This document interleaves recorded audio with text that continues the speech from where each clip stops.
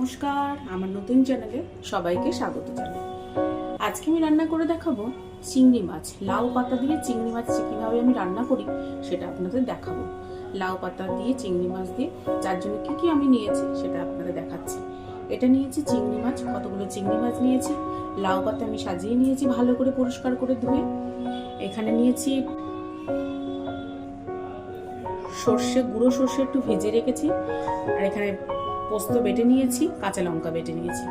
চিংড়ি মাছটার মধ্যে এবার আমি দিয়ে দেবো এক এক করে নুন, হলুদ। এবার ওগুলোকে আমি একটু ম্যারিনেট করে নেবো।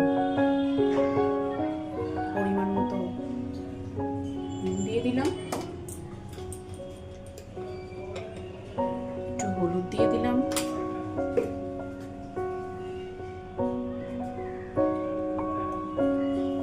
সর্ষে যেটা আমি ভিজিয়ে রেখেছিলাম গুঁড়োটা দিয়ে দিলাম, পোস্তটা দিয়ে দিলাম, লঙ্কা বাটাটা দিয়ে দিলাম, পোস্ত বাটা, লঙ্কা বাটা, সর্ষে, নুন, হলুদ। এবার একটু ভালো করে মাছটাকে ম্যারিনেট করব। এর মধ্যে আর একটু আমি সর্ষের তেল দিয়ে দিলাম।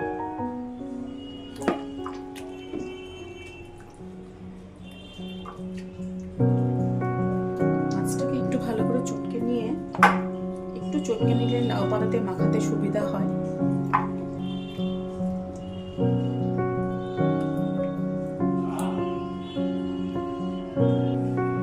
এবার আমি লাউ পাতার উপরে মাছগুলোকে এইভাবে সাজিয়ে নেব।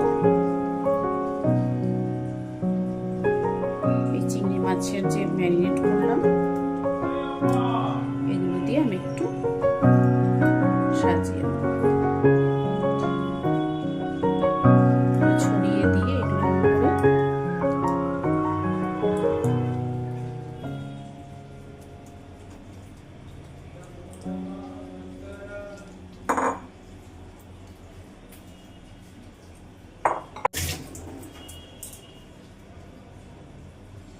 এবার আমি এর মধ্যে একটু সর্ষের তেল দিয়ে দেবো।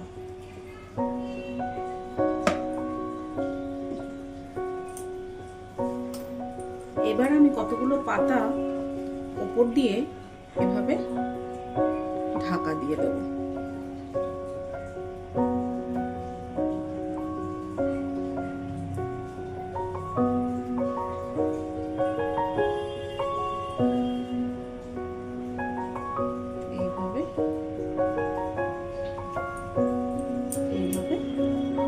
কতগুলো পাতাকে আমি ঢাকা দিয়ে দেবো। ঢাকা দেওয়া আমার হয়ে গেছে। এবার আমি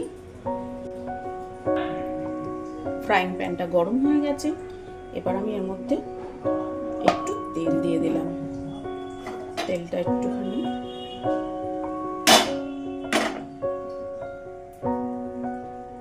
দিয়ে দিলাম। এইবার এবার ওইটা আমি এভাবে লাউ পাতা দিয়ে চিংড়ি মাছের যেটা ম্যারিনেট করেছিলাম এবার এটাকে বসিয়ে দিলাম। এভাবে দিয়ে এবার আমি এটাকে ঢাকা দিয়ে দেবো।